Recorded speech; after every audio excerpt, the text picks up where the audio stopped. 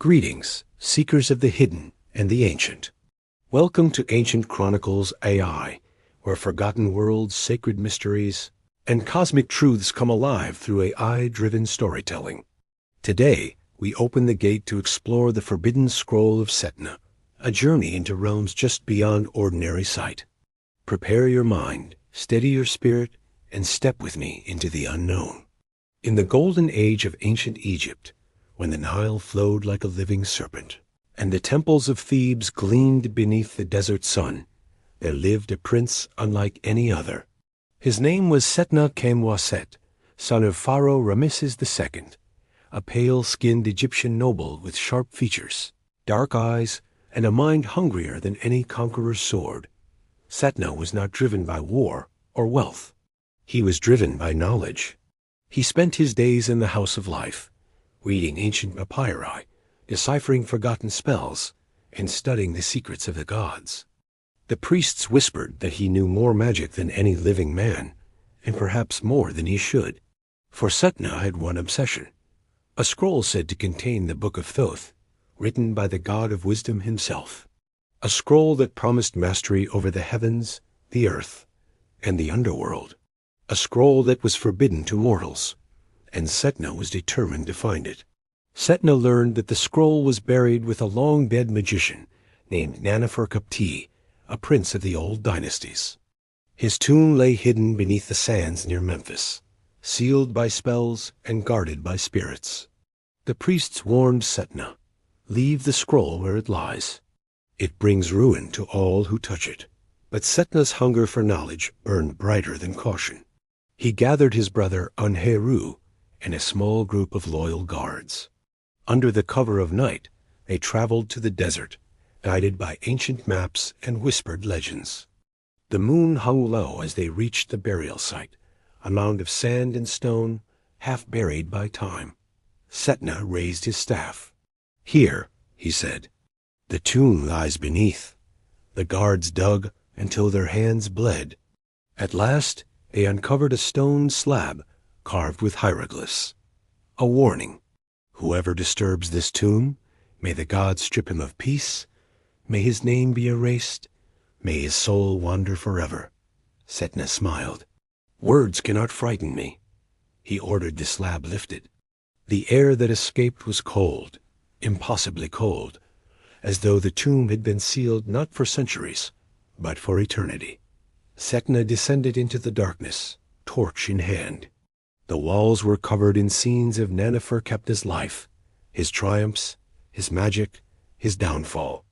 At the far end of the chamber lay a stone coffin. Setna approached, but before he could touch it, the air shimmered. Two figures appeared, pale, translucent, glowing faintly in the torchlight. A woman and a child. The woman spoke first, her voice soft but filled with sorrow. "I am Awur, wife of Naneferkaptah. This is our son, Merab. Leave this place, Setna. Leave the scroll. It destroyed us." Setna stepped back, startled, but only for a moment. "Tell me," he said, "how did it destroy you?" Aur's eyes darkened. "Naneferkaptah sought the scroll as you do. He stole it from the gods, and the gods punished us." She pointed to the coffin. "He lies there, cursed, and we are bound to this tomb, unable to rest." Setna hesitated, but the hunger in his heart was stronger than fear. "I am not Naneferkaptah," he said. "I will not share his fate." Aur's voice rose in desperation. "Turn back," but Setna pushed past her. He opened the coffin. Inside lay Naneferkaptah, pale, preserved, his hands clutching a golden box. Setna pried the box free. Inside was the scroll, the Forbidden Scroll, the Book of Thoth. The air trembled, the spirits screamed, and Setna felt the world shift. Setna unrolled the scroll. The hieroglyphs glowed with divine light. The words seemed to whisper, shifting like living things. He read aloud. The chamber shook. The torches flared. The air crackled with magic. Setna felt power surge through him, knowledge flooding his mind, visions of the heavens, the underworld, the secrets of creation. He laughed. This is mine. All of it. But the spirits of Aur and Merab wept. You have doomed yourself, Aur whispered. As Naneferkaptah doomed us. Setna ignored her. He left the tomb with the scroll in hand, but the curse followed. Back in Memphis, Setna returned to the palace, the scroll hidden beneath his robes. But that night, as he walked through the gardens, he saw a woman unlike any he had ever seen. She was pale-skinned, with long black hair, eyes like obsidian, and a voice that flowed like honey. I am Tabubu, she said, daughter of a priest of Bastet. Setna was entranced. She led him to her home, a grand house filled with incense, music, and shadows.